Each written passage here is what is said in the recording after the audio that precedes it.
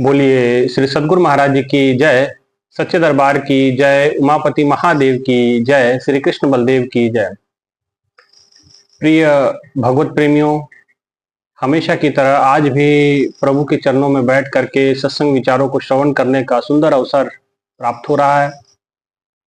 गुरु महाराज जी की असीम कृपा से, प्रेरणा से हमेशा नियमित आपको सत्संग विचारों की ये श्रृंखला आपको प्राप्त होती रहती है। भाइयों बहनों, गुरु महाराज जी की कृपा से, दया से ये कार्यक्रम, ये सत्संग की श्रृंखला उनकी प्रेरणा से नियमित आप तक पहुंचे, इसके लिए हमेशा प्रयासरत रहते हैं। कई बार कई जगहों पे हम व्यस्त हो जाते हैं, कार्यक्रमों में व्यस्त हो जाते हैं, कोई और आश्रमों के कार्यों में व्यस्त हो जाते हैं, तो वीडियो बनाने का समय नहीं लगता। कई बार थोड़ा लेट भी हो सकता है, तो आप इसमें माइंड ना करें। लेकिन जैसे हमको मौका मिलता है, हम जरूर सत्संग से हम कभी पीछे हटते नहीं हैं, क्योंकि मैं जानता हूं कि सत्संग विचार प्रदान करने, महाराज जी के गुण गाने, गुरु के गुण गाने से एक तो मन की पवित्रता बढ़ती है, मन में आनंद बढ़ता है, हम ईश्वर के नजदीक होते जाते हैं, और सबसे बड़ी बात जो गुरु की प्रसन्नता को प्राप्त हम करते हैं। इसलिए हमेशा हम कोशिश करते हैं कि आपको नियमित सत्संग विचारों का जो खुराक है, सत्संग विचारों का जो डोज है, वो आपको हमेशा मिले, क्योंकि ये सत्संग विचार ही हैं जो आपके जीवन का, आपके जीवन जीने का ढंग बदल सकते हैं। आपके जीवन को मोटिवेट करके आप अपने जीवन को सुंदर, सरल और ईश्वर के अनुरूप आप अपने जीवन को ढाल सकते हैं। ये सत्संग विचारों का प्रभाव है। और सत्संग विचारों में जाकर के हमारा विवेक जागृति होती है, और हमारा विवेक जिस समय जागृत होता है तो हमें पता चलता है कि ये जिसकी तस्वीर हम लगा के रखे हैं, या जिसका स्वरूप, या जिसको हम अपने गुरु के रूप में धारण कर चुके हैं, ये कोई साधारण शख्सियत नहीं है, ये साधारण कोई इंसान नहीं है। ये इंसान के लिबास में स्वयं परब्रह्म है, परमात्मा है। और ये तभी समझ में आता है जब सत्संग विचारों की अनावृत श्रृंखला को आप नियमित सुनते हैं, अपने जगह हृदय में जगह देते हैं। और जिस समय हृदय में आप जगह देते हैं तो आप सत्संग विचारों को जगह नहीं दे रहे हैं, आप स्वयं ईश्वर को जगह दे रहे हैं। ये समझ लीजिए, सत्संग विचारों को स्थान देने का मतलब अपने हृदय में यह है कि आप सत्संग नहीं, आप स्वयं ईश्वर को अपने हृदय में बैठा रहे हैं, ईश्वर को स्थान दे रहे हैं। इसलिए भाइयों बहनों, सत्संग विचारों का बड़ा ऊंचा स्थान है, सत्संग प्रवचनों का बड़ा ऊंचा स्थान है, क्योंकि इसी के माध्यम से हम मोटिवेट होते हैं, परमात्मा की ओर, ईश्वर की ओर बढ़ते हैं। भाइयों बहनों, गुरु महाराज जी, गुरु की कृपा, गुरु की दया नियमित शिष्य के ऊपर बरसती है। नियमित सत्संग के द्वारा गुरु अपने शिष्य पे कृपा करता है। अपने अनेकों रूपों से गुरु शिष्य का भला करना चाहता है। अनेकों कार्यों के माध्यम से गुरु शिष्य का भला करना चाहता है। गुरु का एक ही उद्देश्य होता है, सतगुरु का एक ही लक्ष्य होता है कि इस शिष्य का कल्याण करना, इस जीव का उद्धार करना, इस जीव के जो जन्मों जन्मों के संस्कार हैं, इस जीव के जो जन्मों जन्मों के विकार हैं, उनको काटना, उनको खत्म करना, और एक स्वच्छ निर्मल, जिस रूप में इसने अपनी यात्रा प्रारंभ की थी, पुनः उसी स्वरूप में इसका लय हो जाना, लीन हो जाना। और गुरु उसके लिए हमेशा तैयार रहते हैं। ये तो शिष्य की कमी होती है कि वो अपने आप को उपलब्ध ना कर पाए, गुरु के विचारों को न जान पाए, गुरु के पवित्रता को, गुरु के उस पावन विचारों को वहां तक ना पहुंच पाए, समझ ना पाए। ये शिष्य का अपना दोष होता है। लेकिन गुरु की कृपा में कहीं कमी नहीं है, गुरु की दया में कहीं कमी नहीं है। गुरु ने हमेशा दृश्य रूप में, अदृश्य रूप में हमेशा शिष्य का भला चाहा, शिष्य का कल्याण चाहा। और गुरु जो करते हैं वो शिष्य के लिए ही होता है, और शिष्य का उसमें कल्याण निहित होता है। शिष्य का भला चाहने वाले संसार में कोई है तो वो सतगुरु है, वो गुरु हैं। और भाइयों बहनों, सौभाग्य की बात हमारी ये है कि हमें ऐसे सतगुरु की प्राप्ति हुई है। हमें ऐसे गुरु महाराज जी मिले हैं जिनकी छत्र छाया में रह करके उस ब्रह्म ज्ञान की प्राप्ति गुरु महाराज जी ने करवाई, गुरु की कृपा से प्राप्त हुई। और उनके चरणों में रहने का सौभाग्य, उनके चरणों की सेवा करने का सौभाग्य, उनके द्वारा प्रदत्त विचारों को संप्रेषित करने का, विचारों को प्रदान करने का अवसर भी गुरु ने दिया। ये बहुत बड़ी उपलब्धि मेरे जीवन की है भाइयों बहनों। और शिष्य का भी एक ही कर्तव्य होना चाहिए। जैसे गुरु का भी एक ही लक्ष्य होता है कि शिष्य का कल्याण, ऐसे ही शिष्य का भी एक लक्ष्य होता है अपने गुरु की प्रसन्नता, अपने गुरु की खुशी। वो अपने गुरु को प्रसन्न करना चाहता है। जैसे हनुमान जी के बारे में आता है, हनुमान जी के जीवन में केवल एक ही उद्देश्य था, राम जी की प्रसन्नता, राम जी खुश हो जाएं, राम जी के कार्य में अपना सहयोग, अपना योगदान। चाहे वो संजीवनी बूटी लाने का कार्य, हनुमान जी ने संजीवनी बूटी लाई, आप जानते हैं सारी कथा को। प्रभु श्री राम ने देखा कि लक्ष्मण को शक्ति बाण लग गया और वैद्य ने कहा, डॉक्टर ने कहा कि देखो प्रभु, बात यह है कि अब अगर सुबह तक, सूर्य उदय से पहले अगर संजीवनी आ जाती है तब तो लक्ष्मण जी के हम प्राण बचा सकते हैं, अन्यथा हमारे बस की बात नहीं है। और भगवान की लीला देखिए आप, अद्भुत। भगवान वहां विलाप कर रहे हैं। जो भगवान सर्व समर्थ हैं, सब काम करने में समर्थ है, सभी प्रकार की विद्या उन्होंने गुरु वशिष्ठ जी से, गुरु विश्वामित्र जी से प्राप्त की है, तो क्या वो अपने भाई लक्ष्मण जी को ठीक नहीं कर सकते थे? लेकिन लोगों के सामने उदाहरण रखना था, सभी वानर जाति के सामने शिष्य का उदाहरण भी गुरु चाहता है कि कोई बने। और हनुमान जी उसमें बिल्कुल उपयुक्त थे। ऐसा नहीं कि वानर सेना में और कोई ऐसे योद्धा नहीं थे। राम जी चाहते तो जिसको मर्जी भेज करके वो कार्य पूरा करवा सकते थे। लेकिन जैसे मैं आपको कहा कि गुरु शिष्य का भला चाहता है, कल्याण चाहता है। शिष्य के जीवन में छोटी सी भी कमी वो देखना नहीं चाहता। अब आप कहेंगे कि हनुमान जैसे भक्त में कोई कमी, जी हाँ, हनुमान में कोई कमी नहीं है, लेकिन एक लेस मात्र भी वो इस प्रकार से नहीं चाहते कि वो उनकी नजर मेरे पर से हटे। और अहंकार आप जानते हैं कि कभी भी कुछ भी हो सकता है। तो भगवान ने लीला रची, लक्ष्मण जी मूर्छित हुए, संजीवनी बूटी लाने का जिम्मा हनुमान जी ने लिया। हनुमान जी अपने उड़ारी भर लिए, उड़ चले। अब कोई वैद्य तो थे नहीं, उन्हें पता नहीं था कि भाई कौन संजीवनी है, तो संजीवनी बूटी पहाड़ समेत उठा लाए। और जिस समय पहाड़ वो लेकर के जा रहे थे तो अयोध्या के ऊपर से जिस समय गुजरे, एयर स्पेस आज के समय में कहें तो एयर स्पेस, जैसे किसी हवाई जहाज दूसरे देश में, जब दूसरे देश के एयर स्पेस में जाता है तो सिग्नल आ जाता है कि भाई आप फलाने देश के एयर स्पेस में आ चुके हैं, है ना, आपने सुना ही होगा। तो ऐसे ही आज जो है अयोध्या के ऊपर से गुजर रहे हैं। भरत जी की नजर पड़ गई कि भैया ये कौन जा रहा ऊपर से। भरत जी ने तुरंत वाहन का संधान किया और हनुमान जी नीचे गिर गए। और जिस समय बाण लगा, हनुमान जी नीचे गिरे, तो अब भाई बहनों, अब जानते हैं कि हनुमान जी ने हाथों में वो उठा रखा था पहाड़। जब हनुमान जी गिर गए तो पहाड़ भी गिरना चाहिए ना। हनुमान जी अकेले गिरे, पहाड़ खड़ा रहा। जैसे हनुमान जी को होश आया, देखे कि भाई अयोध्या की भूमि में गिरे हुए भरत जी ने पूछा कि आप कौन हैं?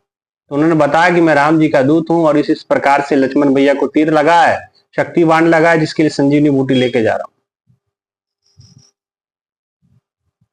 भरत जी ने कहा कि मैं सेना सहित चलता हूं। हनुमान जी ने कहा कि नहीं, प्रभु ने मना किया है और मुझे जाने दीजिए मुझे। तो हनुमान जी ने इस बात पे चिंतन किया, विवेक से उन्होंने विचार किया कि भाई अगर मैं गिरा तो पहाड़ क्यों नहीं गिरा नीचे। देखा पहाड़ तो वहीं स्थिर है। और महापुरुषों ने कहा कि हनुमान पहाड़ नहीं लेके आ रहे हैं, ये उसके ऊपर जो प्रभु की कृपा है, ये उससे सब काम हो रहा है। इसलिए कहा करते हो तुम कन्हैया, मेरा नाम हो रहा है, मेरा आपकी कृपा से सब काम हो रहा है। करने वाले हनुमान जी हैं, लेकिन कृपा पीछे अदृश्य रूप में सतगुरु की काम कर रही है, गुरु प्रभु श्री राम की काम कर रही है। और वो देखे कि भाई अगर मैं गिरता हूं तो पहाड़ भी गिरना चाहिए, लेकिन नहीं, ऐसा नहीं होता। कोई गिर जाए तो पहाड़ नहीं गिरा, गुरु का कार्य नहीं रुका, गुरु का काम नहीं रुका, प्रभु का कार्य नहीं रुकता है। कोई गिरे चाहे उठे चाहे बैठे, गुरु का कार्य चलता रहता, अनावरत चलता रहता, और जिससे करवाना उससे करवा के रहते हो। आज हनुमान जी तो गिर गए नीचे, लेकिन पहाड़ वहीं खड़ा है। और हनुमान जी ने तुरंत भरत जी को प्रणाम किया, कहा कि प्रभु आपके जैसी भक्ति हमारी तो नहीं है। हमेशा भरत जी के विषय में कहते राम जी हमेशा चर्चा किया करते थे, और आज हमको देखने का सौभाग्य, दर्शन का सौभाग्य प्राप्त हो गया। आपकी भक्ति को नमन, आपके बैराग को नमन, आपके प्रभु राम में जो अपार श्रद्धा है उसको नमन। और कहते कि हनुमान जी ने वहां से सीख ली कि प्रभु बताना चाहते हैं कि तुझसे भी अधिक प्रेम करने वाले लोग अभी हैं, इसलिए तुम इस अहंकार में मत रहना कि मैं सबसे ज्यादा प्रेम करता हूं राम से। राम से प्रेम करने वाले बहुत लोग हैं, और हर एक का अपना अपना स्तर है।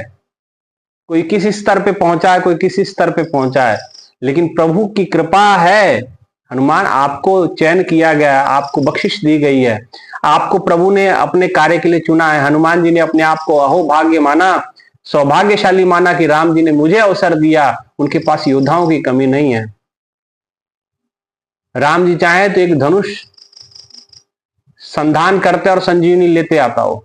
ऐसे ऐसे धनुष थे उनके पास, ऐसे ऐसे बाण थे उनके पास, ऐसी ऐसी सिद्धियां रिद्धियां थी, लेकिन फिर भी प्रभु ने अपने मानवीय रूप में वो ऐसा खेल किया, और ये हम सब के लिए।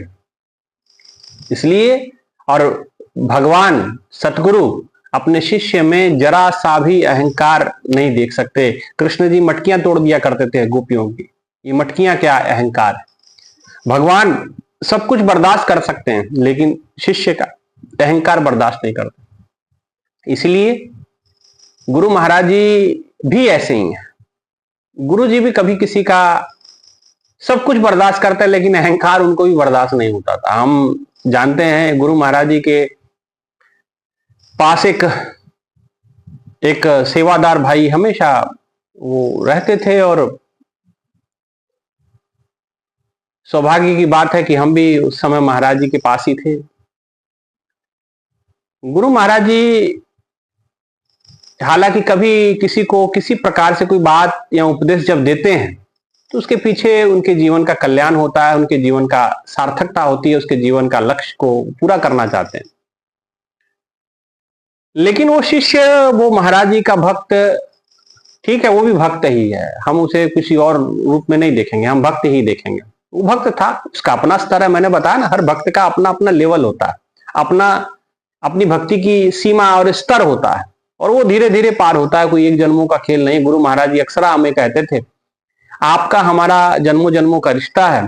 हर जन्म में आप भी रहे, मैं भी रहे, और अगला जन्म फिर आप लोगों को मिलेगा, फिर मैं तुमको लेकर के आऊंगा। ये महाराज जी ने हमें आशीर्वाद दिया है, और महाराज जी ने कहा है कि कहीं भी रहोगे, खाने पीने पहनने की ओढ़ने की कभी कमी नहीं पड़ेगी आप लोगों को। जो जिस लायक होगा उसको सब कुछ मिलेगा। ये मेरा आशीर्वाद है आप लोगों के साथ। आप लोगों ने मेरे लिए बहुत कुछ किया है। ये महाराज जी ने जो अंतिम वचन समाधि से पूर्व हम लोगों को कहे थे, ये मैं बता रहा हूं आपको कि कभी पहनने खाने ओढ़ने की कभी कमी नहीं पड़ेगी, इसलिए इसकी चिंता तो कभी करना मत। और जहां जाओगे वहां आपको सब कुछ मिल जाएगा। गुरु महाराज जी का आशीर्वाद दिया हुआ था, इसलिए देखिए कभी कोई कमी नहीं पड़ती है। संघर्ष जरूर होता है, दिक्कतें जरूर पैदा होती हैं, लेकिन फिर भी भरोसा है, सतगुरु साथ है, सब काम हो जाएगा। भाइयों बहनों, वो शिष्य के बारे में जो मैं बात कर रहा था, भक्त के बारे में बात कर रहा था, वो भी कुछ इसी प्रकार से था। उसकी कुछ हरकतें ऐसी थी कि कई बार हमें लगता था कि ये व्यक्ति पागल तो नहीं है। कोई बात कहते थे वो मानता नहीं था, कभी अड़ जाता था, कभी। तो ऐसे जिस समय गुरु महाराज की कृपा से हमें महाराज जी भगवा कपड़ा दे रहे थे, भगवा चोला दे रहे थे, तो पीछे पीछे जैसे हम लोगों को बुलाया तो वो भी आके खड़ा हो गया। हालांकि उसको बुलाया था कि नहीं था इस पे तो मैं नहीं कह सकता कुछ, लेकिन वो पीछे पता चला उसको क्या चोला मिल रहा है स्वामी जी को, तो खड़ा हो गया पीछे वो। तो स्वामी जी ने कहा, जो हमको लेके अंदर गए महाराज जी के पास, महाराज जी के पास बैठे, तो महाराज जी कहे, महाराज जी ने मुझे आदेश दिया कि आप ये बाल जो है मुंडवा लो। तो मैंने, आप जानते होंगे जो पुराने प्रेमियों सब जानते कि शुरू के 2 साल जब मुझे चोला मिला 2008 7-8 में, तो 2 साल तक मैं मतलब ये गंजा रहा। और उसके भी पीछे बहुत बढ़िया एक अनुभव है, कभी मौका लगेगा तो बताऊंगा। तो अब जैसे मैं, महाराज जी ने मुझे चोला दिया, मुंडन करने के लिए कहा, मैं मुंडन करवाया, महाराज जी ने चोला दिया, तो महाराज जी के पीछे पीछे वो भी आ गया। तो स्वामी जी ने कहा, एक जो स्वामी जी साथ में थे उन्होंने कहा, महाराज जी ये भी चोला चाहते हैं, इनको भी चोला अगर मिल जाए तो कृपा हो जाए, सुबह से लगे हुए हैं पीछे। तो महाराज जी ने कहा कोई बात नहीं। महाराज जी ने अलमारी खोली, उसमें से दूसरा चोला निकाला, एक तो मुझे दे दिया और एक उनको दे दिया। वो बड़े खुश हो गए, प्रसन्नता का तो विषय था। अब वो चोला मिल गया और हम चूंकि हेड ऑफिस में रहते थे पीतमपुरा में, तो वहां हम चले गए, आश्रम चले गए। सुबह आए तो हमने देखा कि उसने चोला तो पहना नहीं हुआ है। ऐसा क्यों हुआ? तो महाराज जी कहने, मैंने पूछा स्वामी जी से जो महाराज जी साथ रहते हैं, मैंने महाराज कहा ऐसा क्यों हो गया भाई, चोला क्यों नहीं पहना? वो कह रहे कि महाराज जी ने रात को दे तो दिया था, सुबह उससे कहा कि ऐसा है तुझे चोला चाहिए था, मैंने तुझे चोला दे दिया, तुझे भगवा पहनना था, मैंने तुझे भगवा दे दिया, अब तू जो मेरी दूसरी बात मान। वो कहे महाराज जी क्या? महाराज जी कहते कि अब ये कपड़े जो उतार दे और इसको तू पैक करके रख ले, मैं तुझे बाद में कहूंगा पहनने के लिए, पहन लेना। तू जो है अब गौशाला में सेवा कर। तो गौशाला में सेवा, एक शिष्य का कल्याण है इसमें। और सेवा करने लग गया, तब भी बहुत समय उसका ऐसे ही चलता रहा। तो एक दिन मैंने महाराज जी से पूछ लिया, महाराज जी मैंने कहा कभी कभी ऐसा लगता है कि ये जो व्यक्ति है ये पागल है। तो उसकी कुछ बातें ऐसी होती थी। तो मैंने एक दिन महाराज जी के पास बैठे थे, कुटिया के सामने महाराज जी बैठे हुए अपने झूले पे, सिंहासन पे, तो मैं महाराज जी के चरण दबा रहा था। और मैंने महाराज जी से ऐसे बातों बातों में जब उसका जिक्र छिड़ा, तो मैंने कहने लगा, मैंने माना महाराज जी मुझे कभी कभी लगता है कि थोड़ा सा ना पागल टाइप है। महाराज जी कहते ये पागल नहीं है। देखिए गुरु कितने सूक्ष्मता से शिष्य को समझता है, वहां तक आप हम नहीं जा सकते। महाराज जी कहते हैं कि ये पागल नहीं है। मैंने कहा महाराज जी फिर ये ऐसा कभी कभी ऐसी बात कर देता है, कभी कभी ऐसी हरकतें कर देता है। महाराज जी कहते ये पागल नहीं है, ये अहंकारी है। मैंने कहा महाराज जी थोड़ा समझाएंगे? महाराज जी कहते हाँ मैं बता रहा हूं, ये पागल नहीं है व्यक्ति, ये अहंकारी है और इसका अहंकार नहीं गया अभी तक। इस वजह से इतना कुछ प्राप्त करने के बाद भी ये ऐसा ही रह जाता है और गुरु की फटकार इसको मिलती है।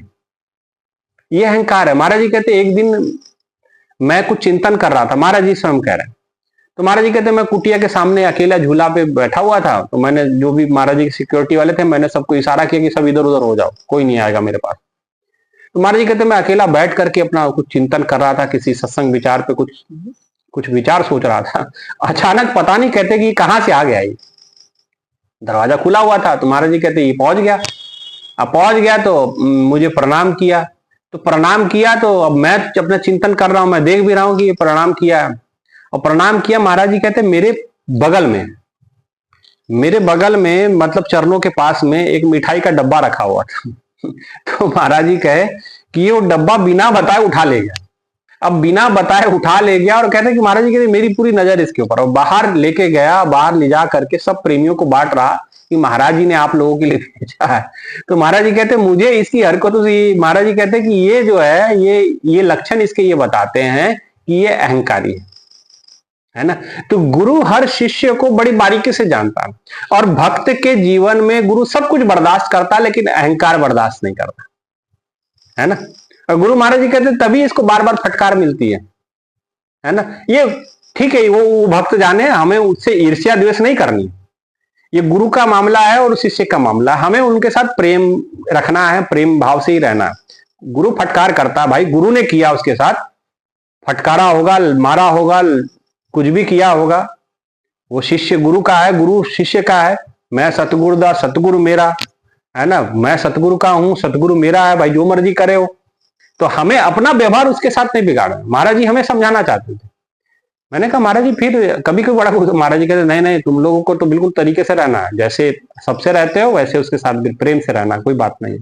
वो मैं जानूं और वो जाने, है ना। अरे लोगों, तुम्हारा क्या, मैं जानूं मेरा खुदा जाने, मैं जानता हूं मेरा खुदा जाने। मतलब वो शिष्य का गुरु का मामला, वो मेरे को क्या करना है उसके साथ मैं देखूंगा, लेकिन तुम लोगों ने उसके साथ प्रेम से रहना है ना। तो इसीलिए आपको भी प्रेम से रहना है।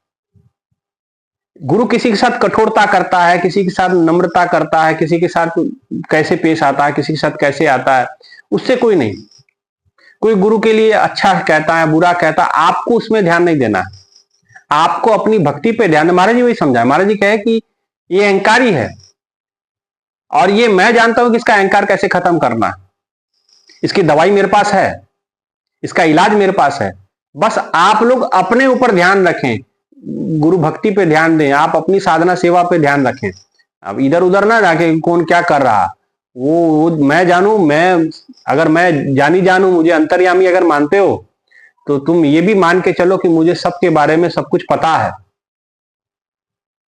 और सब कुछ पता होने के बाद भी मैं उस पर कृपा करता हूं, दया करता हूं, चाहे किस रूप में करूं। कभी जय कभी हार कराते, कभी जय करवाते हैं, कभी हार करवा देते हैं, कभी किसी के सामने डांट देते हैं, कभी किसी के सामने फटकार देते हैं। ये गुरु की कृपा ही है। जे गुरु झिड़के तो मीठा लागे, जे सिपटे तेरी बढ़ियाई। अगर गुरु डांट भी लगाता है तो उसको मीठा समझा, जे गुरु झिड़के मीठा लागे, गुरुवाणी ने कहा। लेकिन अक्सर मैं प्रेमियों में देखता हूं कि किसी को कोई अगर आश्रम से चला जाता है तो उसके प्रति आपका कैसा रवैया हो जाता है। आप अपने पाप बनाने शुरू कर देते हैं। आपने सिया राम में सब जग जानी, सबके अंदर सिया देखें, राम देखें।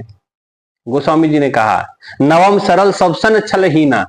नवदा भक्ति को आपने पीछे वीडियो में सुना होगा कि सबसे सरल रहना, सबसन छल हीना, सबसे छलहीन रहना। छल करते हैं, प्रपंच करते हैं आप लोग, और फिर कहते हैं भक्ति में तरक्की नहीं हुई, भक्ति में उन्नति नहीं हुई, गुरु महाराज की कृपा नहीं है। भाई छल करोगे, कपट करोगे, प्रपंच रचोगे तो आपको गुरु की प्रसन्नता प्राप्त होगी। भ्रम में मत रहिएगा, भुलेखे में मत रहिएगा। अगर आप भ्रम में जी रहे हैं कि आप किसी से छल करके, प्रपंच करके, कपट करके आप गुरु को प्रसन्न कर रहे हैं, तो ये आपसे बड़ा भैया मूर्ख व्यक्ति कोई नहीं होगा। क्योंकि नवदा भक्ति में कहा नवम सरल सबसन छलहीना।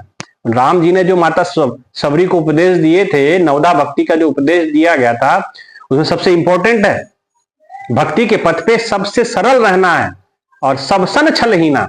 चाहे आपसे वो कितना दुश्मनी क्यों ना, लेकिन छलहीन रहिए, आप प्रपंचहीन रहिए। अगर आपके मन में प्रपंच रचा, आपने दूषित विचार उसके प्रति लाए तो दिक्कत हो जाएगी आप ही लोगों को। इसलिए गुरु के भक्ति के मार्ग पे चलना है। तो पहले तो गुरु अहंकार बर्दाश्त नहीं करता किसी का, और अहंकार तोड़ेगा वो, उसको पता दवाई उसके पास है। महाराज जी ने कहा कि मुझे पता है इसका कैसा, लेकिन आप लोग को व्यवहार नहीं बिगाड़ना है, इसके साथ प्रेम से रहना। आपको जैसे रहते हैं वैसे रहना, प्रेम से। अब ये मैं जानू और ये समझे, हम आपस में निपट लेंगे। महाराज जी कहते हैं आपको गुरु शिष्य के बीच में हस्तक्षेप करने की जरूरत नहीं है। जैसे तुम्हारा मेरे साथ जो रिश्ता है, उसका भी मेरे साथ कोई जन्मों का रिश्ता जुड़ा हुआ है। मैं जानता हूं कि इसको कैसे डील करना है, कैसे उसको हैंडल करना है। इसलिए भाइयों बहनों, गुरु शिष्य के रिश्ते में आप भी अपने और गुरु महाराज जी पे ध्यान रखें। इधर उधर ध्यान रखने की जरूरत नहीं है। अगर इधर उधर ध्यान रखोगे तो फिर दिक्कत होगी, है ना। इसलिए ये गुरु भक्ति का जो मार्ग है, गुरु शिष्य का जो मार्ग है, ये बड़ा अनूठा मार्ग है और बड़ा अनूठा संगम है भाई, भक्त और भगवान का, गुरु और शिष्य का।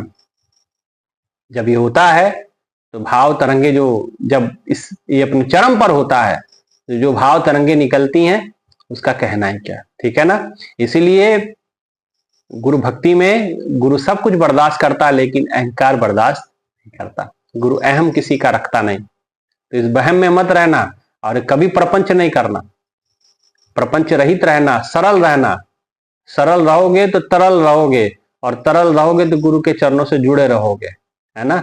और प्रपंच रखोगे, कल छल कपट करोगे तो भाई गुरु भक्ति नहीं कर पाओगे, आप नहीं कर पाओगे। चाहे कहीं भी रहें आप, किसी भी बैकुंठ में क्यों ना वास हो जाए, वहां भी प्रपंच करोगे, वहां भी छल करोगे तो निकाले जाओगे, है ना। इसीलिए, क्योंकि गुरु भक्ति ही ऐसी है, गुरु का मार्ग ही ऐसा है कि इसमें प्रपंच नहीं चलता, छल नहीं चलता। इसमें जितना सरल हो, ध्यान गुरु पे रखें तो ज्यादा बेहतर है, ठीक है ना। इसलिए यही आज के विचार हैं कि सब लोग ध्यान गुरु पे रखें। अब ध्यान सतगुरु पे रखेंगे तो सब कुछ आनंद ही आनंद हो जाएगा, ठीक है ना। सब कुछ सुख ही सुख मिलेगा, शांति शांति मिलेगी, उसमें भी आपको गुरु का महिमा ही समझ में आएगा, ठीक है। इतना ही कहते हुए विचारों को विराम। और सूचना आपको बड़ी इंपॉर्टेंट सूचना देनी थी। हालांकि बहुत सारे लोगों ने बहुत सारे प्रश्न कमेंट्स में लिखे हैं, तो समय अभाव है थोड़ा सा, गुरु पूर्णिमा का समय चल रहा है, तो मैं उन प्रश्नों का उत्तर अभी इन वीडियो में तो नहीं दूंगा। जैसे गुरु पूर्णिमा समाप्त होगी, पूर्ण होगी, तो उसके बाद जैसे मैं फ्री हो जाऊंगा तो मैं उन एक एक प्रश्नों के ऊपर आपके ऊपर डिटेल में चर्चा करूंगा, ठीक है। एक सूचना तो ये। दूसरी सूचना गुरु पूर्णिमा की है। गुरु पूर्णिमा 21 जुलाई दिन रविवार को पड़ रहा है। तो जिस जगह पे मैं हूं, यहाँ सिसवा बाजार उत्तर प्रदेश में, तो ये 21 जुलाई को गुरु पूर्णिमा का त्योहार सुबह 8:30 बजे से दोपहर 2-3 बजे तक ये मनाया जाएगा। सुबह 8:30 बजे महाआरती होगी गुरु महाराज जी की। सब भक्त लोग, शिष्य लोग, जितने भी गुरु प्रेमी हैं, ये सब मिल करके आरती करेंगे, और इसमें भोजन भंडारा इत्यादि सबका व्यवस्था किया गया है। तो जो भी गुरु भाई गुरु बहन आसपास में, जहां भी इस आवाज को आप समझ पाते हैं, सुन पाते हैं, जहां भी इस वीडियो को प्रेमी सब सुन रहे हैं, तो इस क्षेत्र के हैं, जो सत्संग सुनते हैं, मुझे पता है।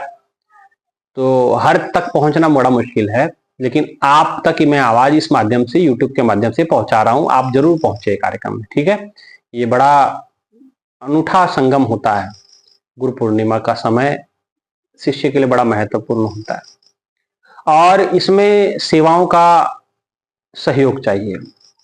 तन से आप वहां उपस्थित होने चाहिए, क्योंकि भंडारा वितरित होगा, भंडारा बनेगा, सब सेवादार भाई लगेंगे, तो आपकी भी उपस्थिति हो जाए, आपका भी हाथ उसमें जुड़ जाए, तो क्या कहना, आपका सौभाग्य। और तन से सहयोग चाहिए, मन से आप वहां रहे, और धन का भी सहयोग आपको चाहिए, क्योंकि भंडारा होगा, बहुत सारे लोग आते हैं, तो भोजन इत्यादि की व्यवस्था करनी होती है।